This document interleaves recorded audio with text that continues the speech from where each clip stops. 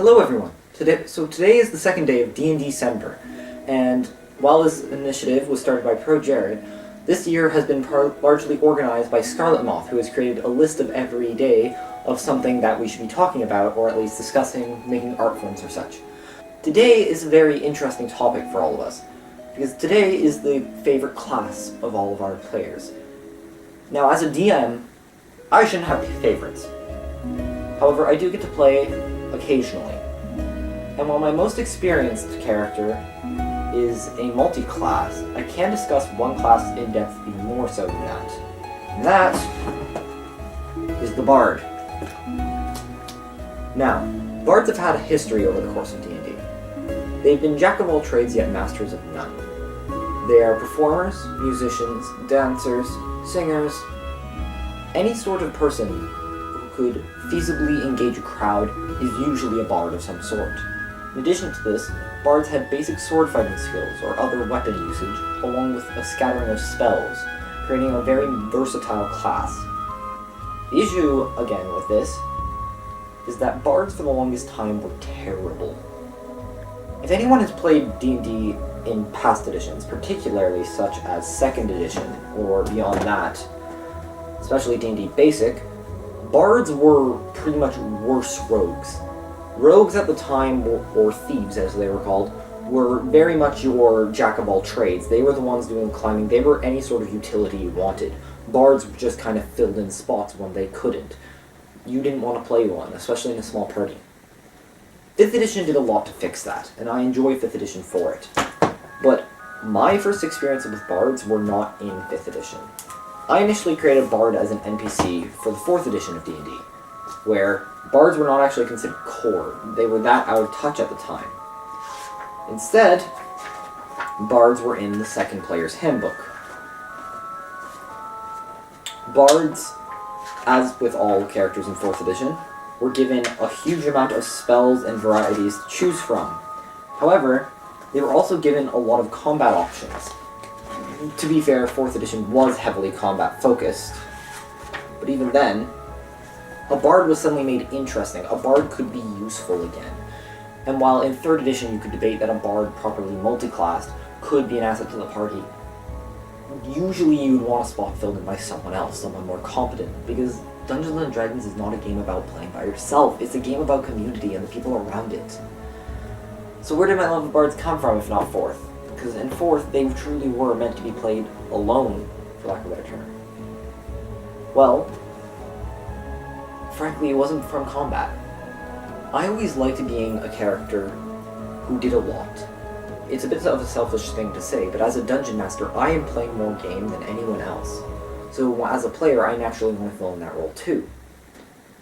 However, I don't take particular joy in combat. As I've run every single character and every single monster they fought, I could easily get bored playing a combat role.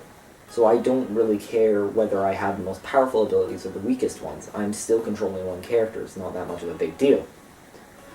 So then when we come to non-combat, this is where bards get interesting. They are the face of the party. They're the ones who talk the most. They're the ones who have skills. They're the ones who can manipulate the situation. They have magics to assist them. They're the ones who can influence the world. And that's why I enjoy playing them. And in my honest experience, I've only gotten to play one true 5th edition game where I was a bard for any period of time. I was him for 2 sessions. Then I have played a joking bard for a later session that I will not go into now. But my longest experience playing bard was actually from a variant of 5e, The Adventures in Middle-earth. This is an ongoing campaign that I have in my background, and while it may not fit dndecember, it is in fact a D&D clone. But while bards are in here, they have changed their names and abilities distinctly. Bards are no longer magic users, as Middle-earth has very low magic. Instead, we are wardens. Wardens were defenders. They're champions of the people. I play mine as a musician, because that's just how I act around the world. But in Middle-earth, Boromir would have been a warden. All of the most famous, inspiring leaders. In addition, Dungeons & Dragons is not the only place where bards have come up. They're starting to be a common archetype in games, but they never truly find a spot to fit in. For me, I can say even before I started experimenting with 4th edition, I already wanted to veer towards that archetype, because I hadn't really played as a player. My first character was that Bard I had made for 4th edition. The reason I veered towards that archetype was another fantasy series I had played, namely Final Fantasy. But Gavin, don't Bards suck in Final Fantasy? Final Fantasy 4, Edward. Yeah, they do. They really, really do. But the idea of the Bard in 5th edition, particularly in 4th edition, is that they've always been the jack of all trades. They're the master of everything. In Final Fantasy, a Bard is not that. A Bard is a support role. So, fixing that, the Red Mage. I always had a love for the Red Mage, grown from Final Fantasy Tactics and Final Fantasy III, where Red Mages were both powerful and glass cannons. They were exciting to play. They were not optimal by any means, but they were incredibly engaging and fun and stylish, and playing those at a young age made me want to gain class, something that could reflect that same combat capabilities. And even though later on I graduated towards the role-playing side of it, the combat capabilities of the Bard are closest to the Red Mage. So going back into modern-day versions of Final Fantasy, where both Bard and Red Mage exist simultaneously, I will generally veer towards the Red Mage, even though my Bard is out there, such as in Final Fantasy XIV. I guess as a final note, I shall point out of the 2 main Bards I have played with, and their most interesting exploits. The first comes from a player of mine. I did not have the pleasure of playing this character myself, but I wish I did. The character's name was Miles Goth. And Miles was a dirge singer. A dirge singer is a type of bard that speaks to the dead. It is not something found in your 5th edition player's handbook. Instead, I printed off this rule online in an attempt to gain variety. In truth, dirge singers kind of are terrible. They're not powerful, they don't have special abilities, they aren't as versatile.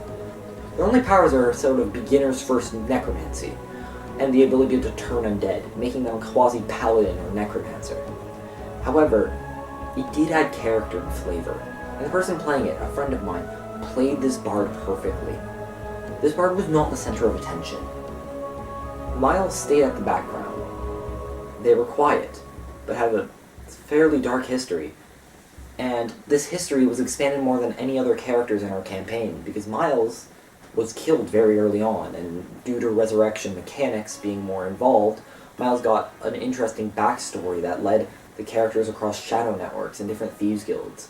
And when Miles came back, it was a very bittersweet moment, because the characters had had this beautiful story just to get there, and I had to let that go just to bring back a player character who was so integral to our group. The other bard I played is my own character, Daxter.